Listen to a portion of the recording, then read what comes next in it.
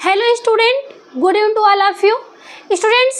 हम सभी जो है अपने होम साइंस के सब्जेक्ट की जो टीचिंग ब्रांच के लिए प्रिपरेशन कर रहे थे, उन सभी के शॉर्ट रिवीजन की क्लास हम कंटिन्यू कर रहे हैं, जिसमें से हमने अपने जो परिचर्या के टॉपिक के साथ ही साथ रंगाई, छपाई, शुष्क धुलाई, इन सभी टॉपिक को कवर कर लिया है पिछली क्लासों में।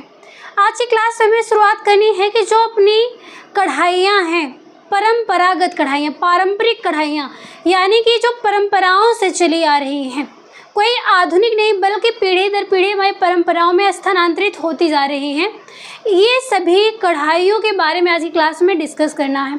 यहाँ से आपके क्वेश्चंस बहुत ही ज़्यादा एग्जाम में पुटअप किए जाते हैं, खास करके जो भी स्टूडेंट नेट जेआरएफ का प्रिपरेशन कर रहे हैं उन सभी के लिए ये बहुत ही इंपॉर्टेंट होने वाला है।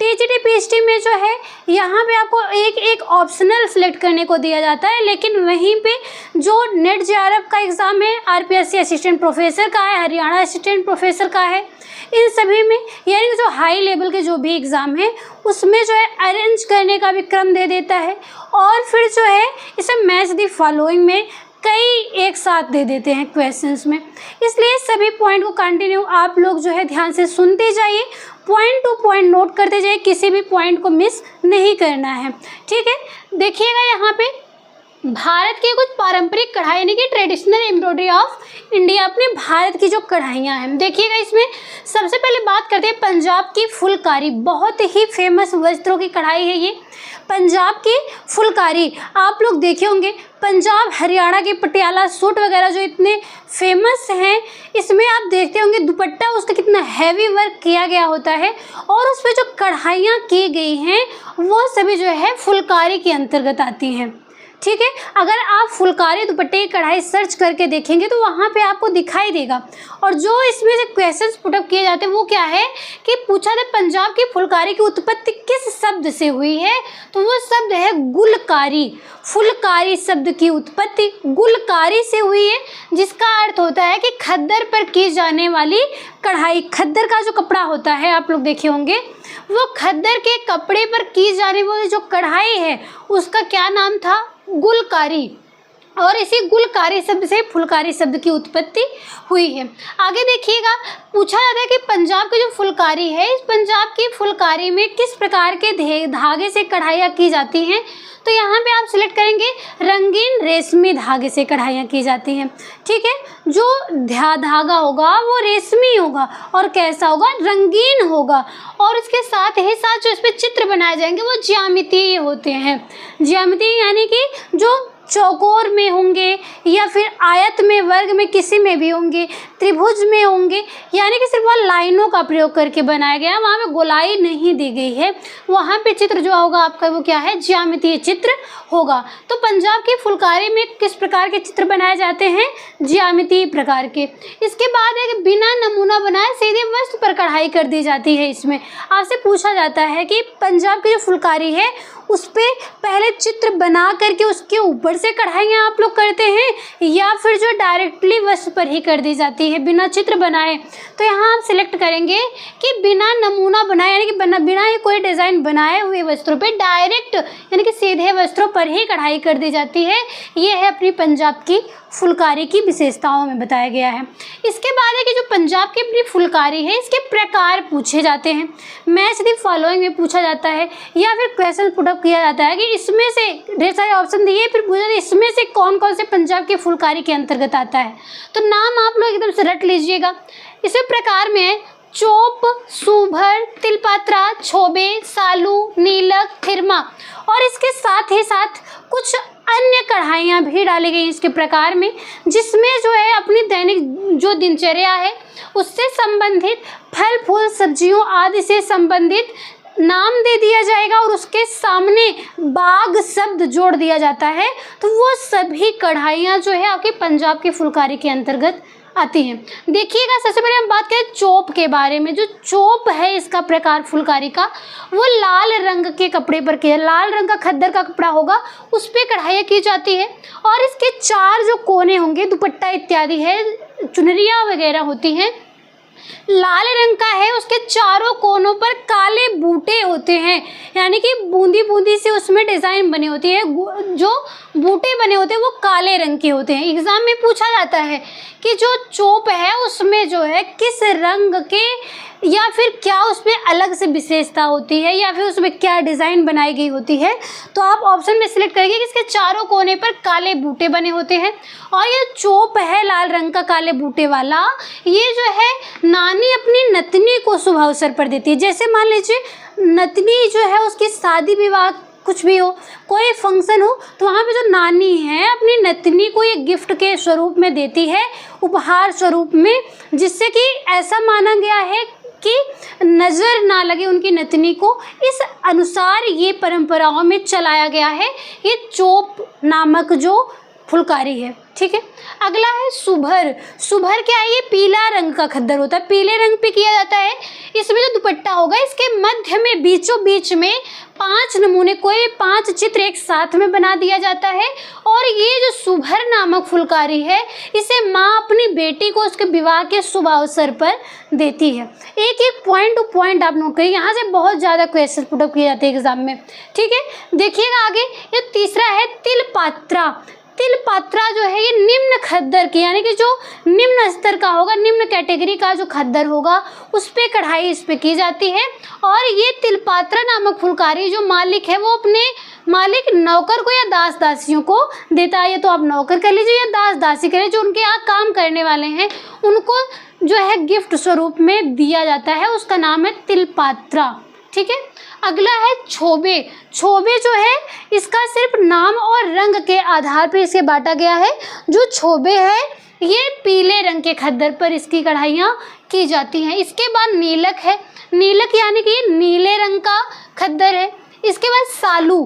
जो सालू है ये किसी लड़की का नाम नहीं है बल्कि एक प्रकार की फुलकारी है। ये एक रुमाल है। आपके यहाँ जो नॉर्मल लैंग्वेज रुमाल बोला जा रहा है, पंजाब में वही क्या है कि सालू बोला जा रहा है। ये पंजाब की फुलकारी के अंतर्गत दिया गया। रंग भले ही कोई सा हो लेकिन यहाँ पे जो सालू है वो रुमाल को कहा गया है, फुलकारी के अंतर्गत जो आ रहा है। इसके बाद है थिरमा। थिरमा जो है ये भी सफ़ेद रंग के वस्त्रों पर, खद्दर के कपड़ों पर की जाती है। तो ये हो गया आपका पंजाब की फुलकारी के प्रकार बताए गए। चोप लाल रंग पे नानी नतनी को देती है, चारों कोने पे काले बूटे होते हैं। सुभर पीले रंग पर किया जाता है, माँ अपनी बेटी को देती है। दुपट्टे के बीच में 5 नमूने बनाए गए होते हैं। तिलपात्रा जो है निम्न खद्दर के कपड़े पर किया जाता है, मालिक अपने दास दासियों को भेंट स्वरूप देते हैं। छोबे जो है वो पीले रंग के खद्दर पे किया जाता है, नीलक नीले रंग पे किया जाता है, थिरमा सफ़ेद रंग पे किया जाता है, जबकि जो सालू है ये विशेष प्रकार की एक रुमाल होती है। ठीक है, इसके बाद अंत में हमने बताया कि फल फूल व सब्जियों के नमूने जो होंगे वस्त्रों पे इस प्रकार के नमूने चित्र बनाए गए होंगे, उसके साथ ही उसके नाम के साथ जैसे बाग जोड़ दिया जाता है, जैसे आम बाग, मिर्च बाग, अनार बाग, दर्शन बाग, घूंघट बाग, यानी कि जो जिस प्रकार का चित्र बनाया गया होगा वो चित्र के साथ ही साथ बाग जोड़ दिया जाता है। तो इस प्रकार की फुलकारी के प्रकार के अंतर्गत उसे रखा जाता है। तो ये हो गया आपका पंजाब की फुलकारी से उठने वाले या जितने भी पॉइंट उठने वाले थे वो सभी पॉइंट को आपको बताया गया है। इसलिए आपको किसी भी पॉइंट को छोड़ना है, सभी पॉइंट को रट डालना है और इसको छाप लेना है। पॉइंट टू पॉइंट इसको लिख लीजिए और इसको बार बार आप रिवाइज कर लीजिए।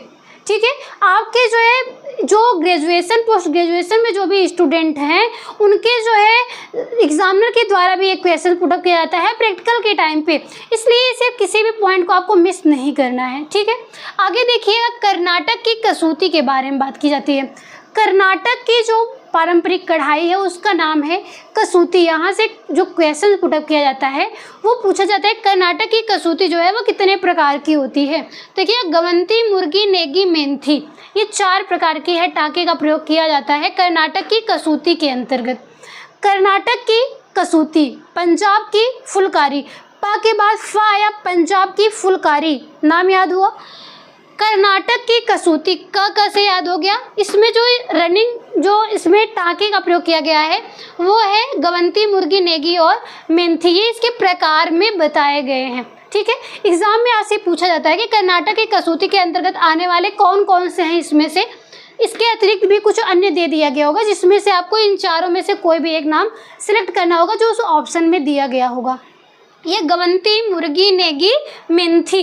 इसके बाद एक कश्मीर की कसीदाकारी। कश्मीर की कसीदाकारी के बारे में आपको पढ़ना है कि जो कश्मीर की कसीदाकारी है कितने प्रकार का बताया गया, यानी कि जो आप कढ़ाइयाँ की जा रही हैं कश्मीर में, उसे कसीदाकारी के नाम से जाना जा रहा है। इसकी कढ़ाई जब आप सर्च करके देखेंगे मोबाइल में तो आपको ये दिखेगा कि जो आप प्रेजेंट टाइम में उसको यूज़ तो करते रहते हैं, लेकिन आपको उतना ज़्यादा ध्यान नहीं होता, पता नहीं होता है किस प्रकार के वस्तु पे जो कढ़ाई की गई वो कहाँ की फेमस है। ठीक है, तो आप इसको नाम के साथ ही साथ इसके फिगर को भी ध्यान में अगर रखेंगे तो बहुत ही आसान होगा। देखिएगा, जो कश्मीर की कसीदाकारी होती है इसमें चेन टाके का प्रयोग किया गया होता है, इस प्रकार से इसमें किया जाता है। ठीक है, इसमें से जो भी होगा इस प्रकार से कढ़ाइयाँ की गई होती हैं। ठीक, इसी प्रकार से एक दूसरे से ये जुड़े होते हैं, एक चैन के रूप में जुड़ा हुआ होता है। ये कश्मीर की कसीदाकारी के अंतर्गत बताया गया है। ठीक है, यहाँ पे आपको समझ में आया कश्मीर की जो कसीदाकारी है इसमें सभी में क्या है, चेन टाँके का प्रयोग किया गया होता है। आप दुपट्टे इत्यादि पे देखते होंगे इसी प्रकार से चेन के रूप में कढ़ाइयाँ जो हैं लगातार एक दूसरे से फंसी हुई है। किसी भी जगह पे उसमें जो मशीन है एम्ब्रॉयडरी करने वाली, कढ़ाई करने वाले, उसको कहीं पे उठाया नहीं गया है, बल्कि एक दूसरे से सटे हुए ही जुड़े हुए पूरे कपड़े की कढ़ाइयाँ होती हैं। ठीक है, इसमें देखिए कश्मीर की कसीदाकारी के प्रकार बताए गए, पश्मीना, दोसाला, कसाबा, जमावट, दोरुखा।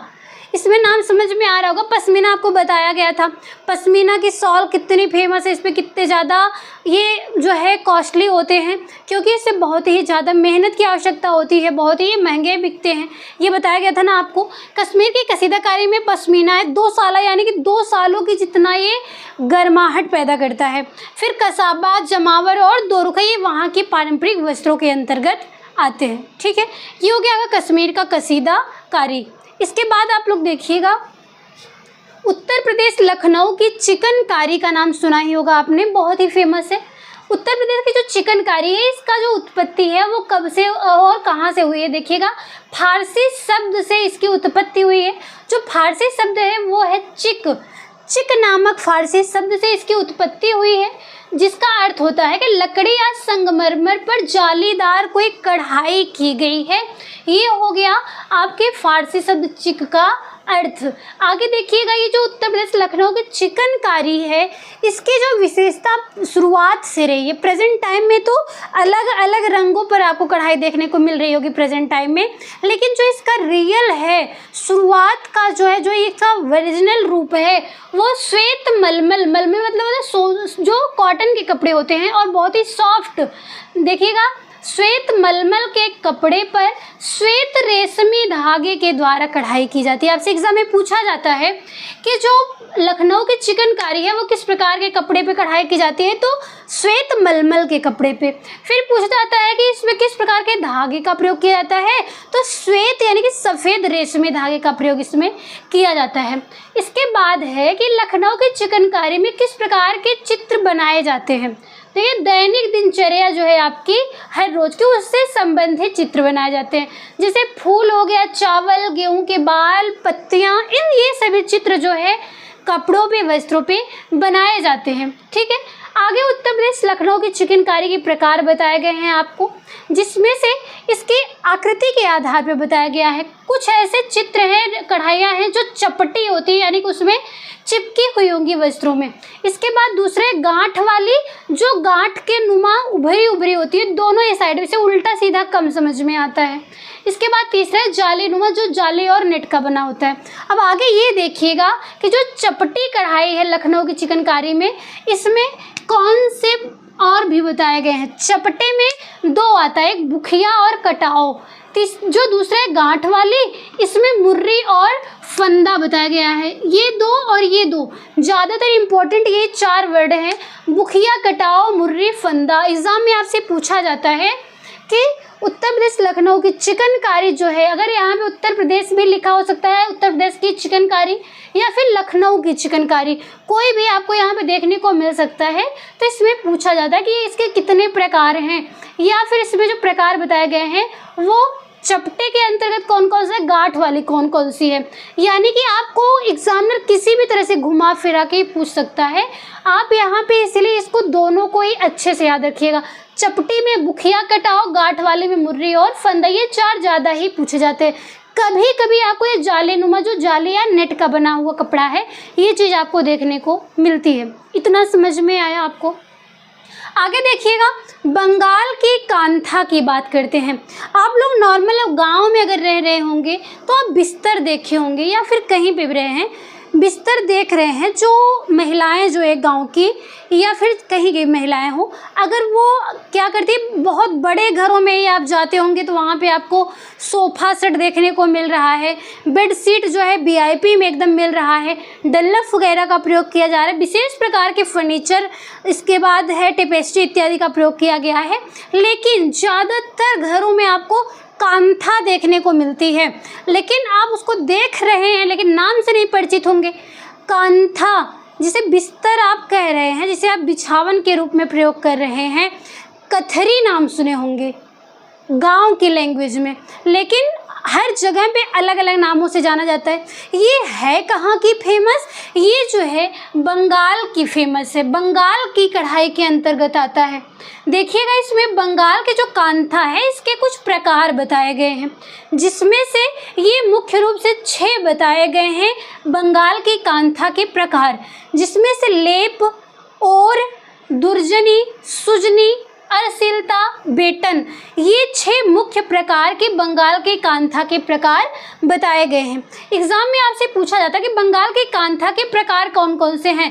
लेप कांथा, और कांथा, दुर्जनी कांथा, सुजनी कांथा, अरसिलता कांथा और बेटन कांथा, ये मुख्य रूप से 6 प्रकार बंगाल के कांथा के बताए गए हैं।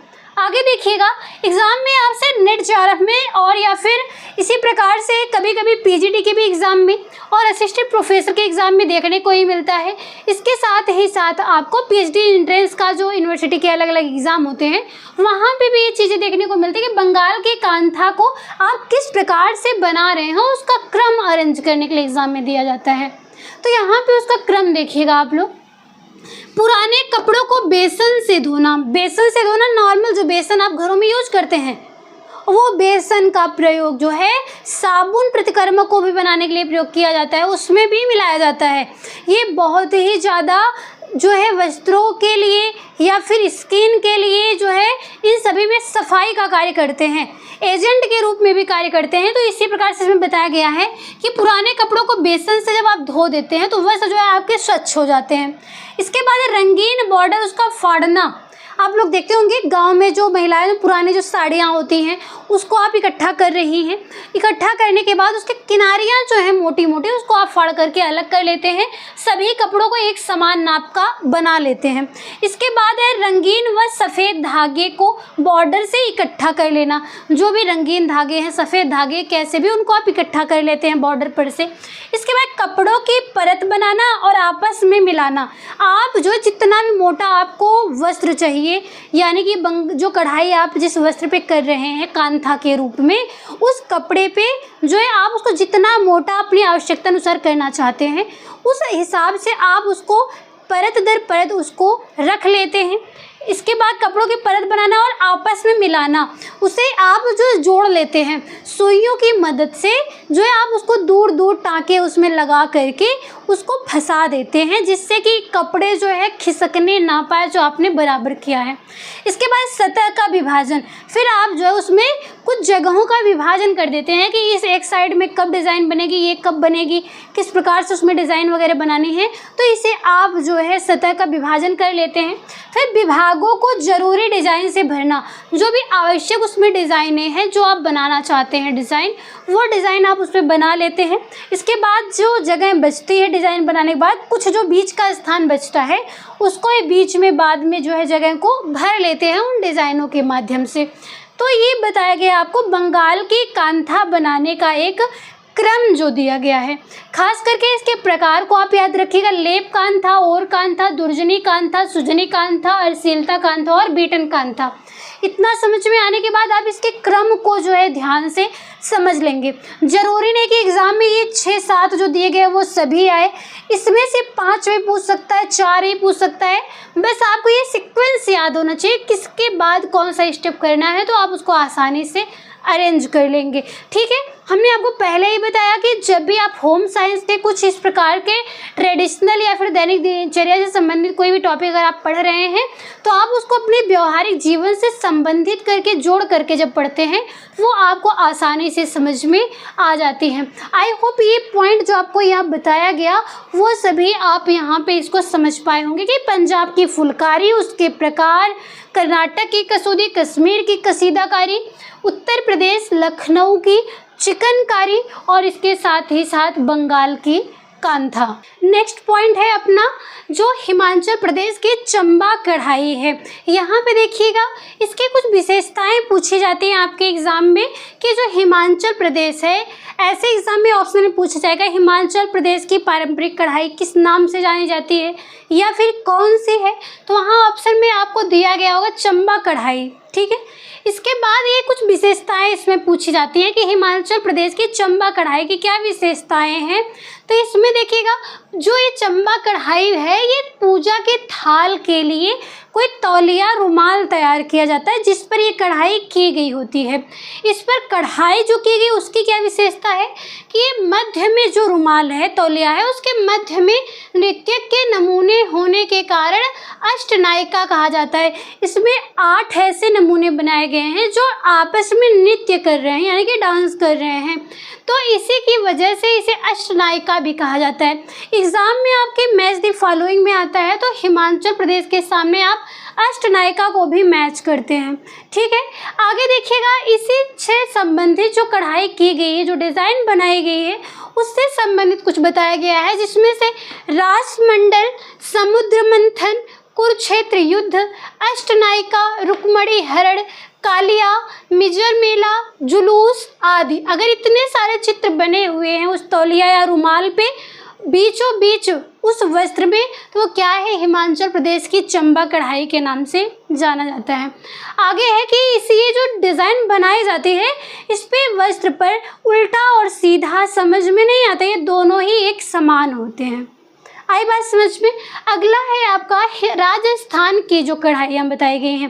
राजस्थान की जो पेंटिंग बताई गई है, जो रंगाई बताई गई वो बांधनी है।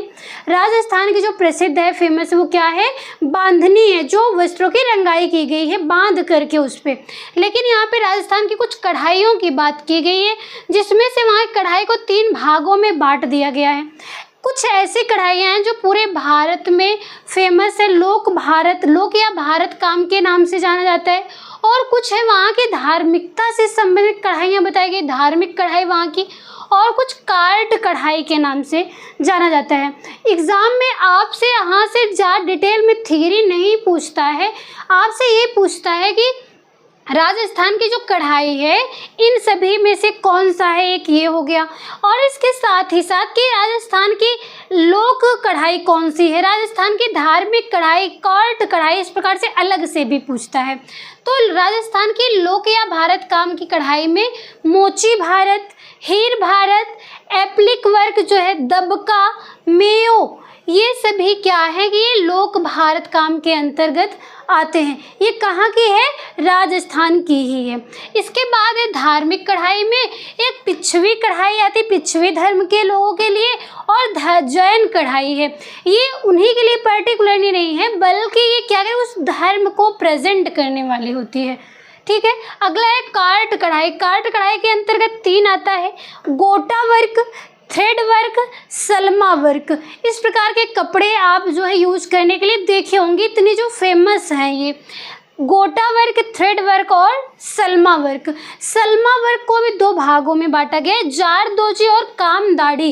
ये हो गए आपके राजस्थान की कढ़ाई।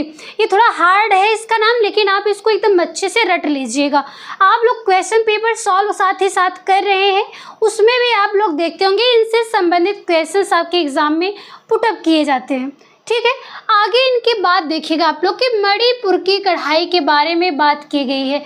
मणिपुर का नाम जो है आप लोग ने, वहाँ की जो कढ़ाई है वहाँ की, वो है कि जो वस्त्रों पे कढ़ाई की उसमें शीशे का वर्क किया गया है, साथ ही साथ मोतिया या स्टोन जिसे नग कहते हैं उसका वर्क किया गया है। छोटे छोटे पत्थरों को ही कढ़ाई के साथ ही उसमें ऐड किया गया है। तो ये सभी जो कार्य वस्त्रों पे किए गए हैं, ये कहाँ की जो है पारंपरिकता है, ये मणिपुर की पारंपरिक कढ़ाई के अंतर्गत आता है। इसके बाद है गुजरात की कढ़ाई। जो गुजरात की कढ़ाई है, इसमें क्या देखने को मिलता है कि कच्छ की कढ़ाई, कच्छ भुज का नाम आपने सुना है, वहाँ की जो कढ़ाई है फेमस गुजरात में, वहाँ कांच के नन्हे टुकड़ों के द्वारा कढ़ाइयों में सजावट की जाती है। ये हो गया होगा गुजरात की कढ़ाई की विशेषता। आप लोग को जो ये बताया जा रहा है नाम के साथ ही साथ उसके स्थान के साथ, तो उसका नाम, कढ़ाई का और स्थान, वे दोनों जरूर आप याद रखेंगे। इनको मैच द फॉलोइंग में या फिर इसके साथ साथ ऑप्शनल में भी या फिर इसके साथ ही साथ अभिकथन कारण में भी इस प्रकार के क्वेश्चंस पुटअप किए जाते हैं। कथन 1, कथन 2, मतलब इस प्रकार से ही पूछा जाता है। तो इसमें आपको सिलेक्ट जो करना होता है, आप उसके अनुसार ऑप्शन को सिलेक्ट कर लेंगे। ठीक है। अगला देखिएगा सिंध की अजरक। आपको पूछा जाता है कि अजरक जो है ये कहाँ की पेंटिंग है। यहाँ तक आपका कढ़ाई के बारे में ये 10वें तक बताया गया, लेकिन यहाँ पे जो है आपको कुछ पेंटिंग के बारे में भी और बताना था जो स्थान के नाम से ज़्यादा फेमस है, जिसमें से है आपका सिंध की अजरक। सिंध जो है यहाँ की अजरक है, इसका क्रम पूछा जाता है कि किस प्रकार से क्रम में अरेंज करने के लिए एग्जाम में पूछा जाता है। तो यहाँ पे इसका क्रम देखिएगा, सबसे पहले कपड़े को लेते हैं आप, उसकी धुलाई करते हैं। आपको ये जो ये पेंटिंग बताई जा रही है, ये बहुत ही क्या है कि प्राकृतिक रंगाई की गई है। इन पे कुछ प्राकृतिक चीज़ों का ही प्रयोग करके जो है इसकी रंगाई की गई, पेंटिंग की गई है। इसमें सबसे पहले वस्त्रों की धुलाई करते हैं, फिर जो ऊंट है जानवर, उस जानवर के गोबर को लेकर के उसको घोल बना करके उसमें वस्त्रों को भिगोया जाता है। इसके बाद इस पे मेरेबलम प्रोसेस किया जाता है। मेरेबलम प्रक्रिया, जो कसानो नामक पेड़ है उसकी छाल के जो उसकी छाल को पीस करके पेस्ट तैयार किया जाता है, उसमें इसको भिगोया जाता है, मेरेबलम प्रोसेस किया जाता है। फिर उसके बाद रेख प्रक्रिया, यानी कि वस्त्रों पर सुखाने के बाद सफ़ेद किनारी खींच दी जाती है। फिर कट लगाया जाता है, कट का मतलब है काले रंग की किनारी बनाई जाती है। फिर एक गाज की प्रक्रिया में फिटकरी को लेते हैं, क्ले वाली जो मिट्टी होती है क्ले, इसके बाद गोंद को लेकर के गौज प्रक्रिया की जाती है। इसके बाद ये सब क्यों किया जाता है, रंगों को पक्का करने के लिए फिटकरी इत्यादि का प्रयोग किया जाता है यहाँ पे। इसके बाद इंडिगो रंगाई की जाती है। इंडिगो रंगाई जो करने के बाद सूर्य के प्रकाश में जब इसको सुखा देते हैं तो यहाँ से आपको नीला रंग प्राप्त हो जाता है। इसके बाद जो है इसको सुखाने के बाद उसको धो करके हटाया जाता है। फिर कुछ स्थानों पर जो रंग खाली बचे होते हैं, विशेष पेंटिंग देने के लिए वहाँ पर अलग से रंगों को भरा जाता है जो खाली स्थान बचते हैं। तो ये हो गया आपका सिंध के अजरक को बनाने का क्रम, आपको जो अरेंज करने के लिए एग्जाम में पूछा जाता है। इसके बाद है मसूलीपट्टनम की कलमकारी का क्रम। आपसे पूछा जाए मसूलीपट्टनम की प्रसिद्ध कौन सी है, कलमकारी है। फुलकारी है, कसीदाकारी है, कलमकारी है, लेकिन ये तीनों ही अलग अलग जगह की हैं। कश्मीर की कसीदाकारी, पंजाब की फुलकारी, मसूलीपट्टनम की कलमकारी। तो इसका नाम भी आपको याद होना चाहिए कि ये कहाँ की पेंटिंग है। और यहाँ जैसे मसूलीपट्टनम की पेंटिंग हो जाए कलमकारी है, कलमकारी कहाँ की है, मसूलीपट्टनम की। इस प्रकार से घुमा फिरा के क्वेश्चन एग्जाम में पूछा जाता है। इसका भी क्रम आपको अरेंज करने के लिए एग्जाम में दिया जाता है। इसमें मसूलीपट्टनम की कलमकारी और सिंध की अजरक में डिफरेंट किया जाता है कि जो अजरक है ये ऊँट के गोबर में इसको भिगोया जाता है प्राकृतिक ब्लीच के लिए, और यहाँ पे जो कलमकारी है इसमें गाय के गोबर का प्रयोग किया जाता है इसमें पेंटिंग करने के लिए। अब आपको बहुत ही अचंभव तो नहीं लग रहा होगा, क्योंकि आप लोग इसको पहले से ही पढ़ते आए होंगे। ये तो अपना शॉर्ट में एक रिवीजन की क्लास चल रही है, इसलिए आपको ये ज़्यादा पढ़ने की आवश्यकता नहीं है, आप लोग पहले पढ़ भी चुके हैं। तो इसके साथ ही साथ यहाँ पे आपको बस रिवाइज ही करते जाना है। देखिएगा मसूलीपट्टनम की कलमकारी के लिए सबसे पहले ग्रे गुड्स लेते हैं। अब आप लोग कमेंट बॉक्स में ये बताइएगा कि ये ग्रे गुड्स क्या है। बार बार आपको एग्जाम में आने के लिए क्वेश्चन पेपर जब आप सॉल्व करते हैं प्रीवियस ईयर का क्वेश्चन पेपर, तो उसमें आपसे पूछा गया है कि करघे पर से उतरे हुए कपड़े को किस नाम से जाना जाता है, या फिर ग्रे गुड्स किस नाम से जाना जाता है, क्या होता है ग्रे गुड्स। कई प्रकार से क्वेश्चंस आपको देखने को मिलते हैं। तो कलमकारी करने के लिए सबसे पहले ग्रे गुड्स क्लॉथ ले लेते हैं, फिर इस पे गाय के गोबर की प्राकृतिक ब्लीच करते हैं। मेरेबलम प्रक्रिया, इसमें भी वही किसानों के जो पेड़ से छाल को पेस्ट तैयार करते हैं बुरादे से। इसके बाद छपाई, इसमें कुछ प्राकृतिक रंगों का प्रयोग करके छपाई की जाती है अपने डिज़ाइन के अनुसार। फिर इसकी सफाई कर दी जाती है, इसको उबाल दिया जाता है, उबालने के बाद इसको सुखाया जाता है।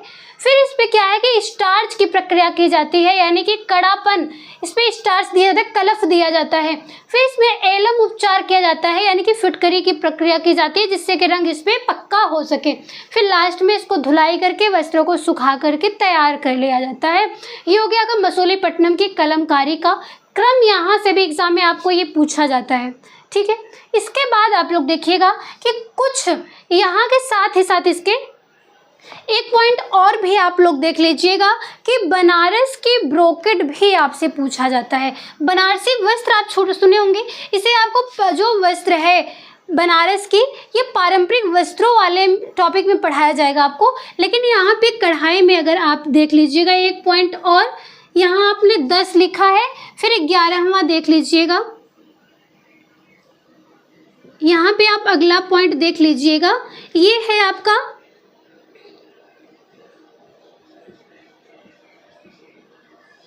बनारस की ब्रोकेड। नाम याद रखिएगा आप लोग, और इसके साथ ही साथ इसके कुछ प्रकार भी बताए गए हैं, जिसमें से आमरस, दूसरा हिमरस, ठीक है, इस नाम से भी इसको जाना जाता है। ये हो गया आपका बनारस की ब्रोकेड। इसमें आपको ये भी बताया गया था अभी इसके पहले बुनाई वाले टॉपिक में कि जो है बनारस की ब्रोकेड में छोटे छोटे हरनेसों का प्रयोग किया जाता है। कढ़ाई करने के लिए इसमें सोने और चांदी की जो तार का प्रयोग किया जाता है, और इसके साथ ही इसमें छोटे छोटे जो हरनेस का प्रयोग किया जा रहा है, इसे आप वस्त्रों को उल्टी तरफ से जब देखते हैं तो जगह जगह पे इसको धागों को काट दिया जाता है, क्योंकि इसका जो आधार होता है कढ़ाई का वो जो है सिंपल सादी बुनाई का होता है, लेकिन इसमें कढ़ाई अलग से देने के लिए अलग से धागों का प्रयोग किया जाता है, जिसे वस्त्र पीछे की तरफ से उल्टी तरफ से बीच बीच में से काट दिया जाता है। तो ये हो गया आपका बनारस की ब्रोकेड कढ़ाई के बारे में।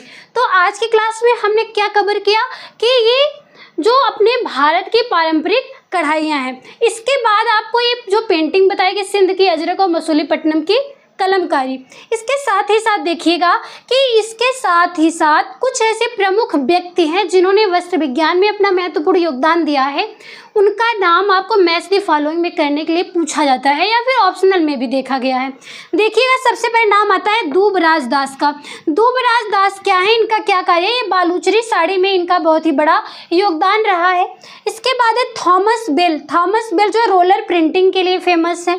इसके बाद है विलियम पार्किन। विलियम पार्किन जो है ये प्रथम संश्लेषित जो रंग बनाया गया था उसके लिए प्रसिद्ध है। महान अकबर का नाम आपने सुना ही है, उनके राज दरबार के समय से ही ये जो कश्मीर की कसीदाकारी के अंतर्गत आने वाली जो दुसाला नामक कढ़ाई है वस्त्रों के प्रकार में बताया गया, वो हो गया आपका दुसाला के नाम से फेमस है। कौन?